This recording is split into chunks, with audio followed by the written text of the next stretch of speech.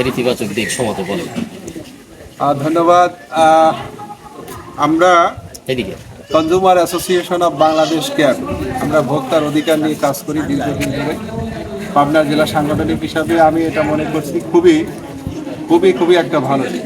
কারণ আপনারা জানেন এই ঈদের 3 দিন আগে থেকে যে কসাইরা যে দাপট দেখায় গ্রামের সহজ সরল মানুষের উপর, অর্থাৎ গোস্তের দাম যদি 700 টাকা কেজি হয়, তারা ওই ঈদকে কেন্দ্র করে 800 750 করে বাড়িয়ে দেয়। আর এইভাবে যদি আমরা ছোট ছোট মানে মধ্যবিত্ত অর্থাৎ মধ্যবিত্ত শ্রেণীর লোকজন, এমনকি নিম্নবিত্ত শ্রেণীর লোকজন যদি সারা বছর ধরে আপনার 500 1000 এরকম গুছিয়ে গুছিয়ে যদি শেষ পর্যন্ত এসে 5000 টাকা হয়, দেখা গেল যে তাদের অনেকগুলো গোস্ত হচ্ছে, তারা সেই কোরবানির ঈদের মতো আনন্দ করতে পারছে। আমরা খুবই আনন্দিত। এটা আমরা মনে করি যে এই বিষয়টা সারা বাংলাদেশে ছড়িয়ে যাওয়া উচিত। সারা বাংলাদেশে আমাদের পাবনাতে কিন্তু প্রত্যেকটি গ্রামেই এখন এই ধরনের সমিতি হয়েছে।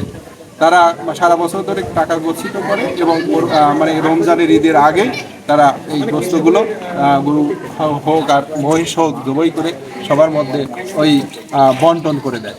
এটা আমরা খুবই ভালো মনে করছি। অল্প টাকায় সুন্দর এবং মানে মুক্ত আর কি, ভেজাল মুক্ত তারা মানে গোস্ত পাচ্ছে। এটা আমরা খুবই খুশি মনে করি। ওকে।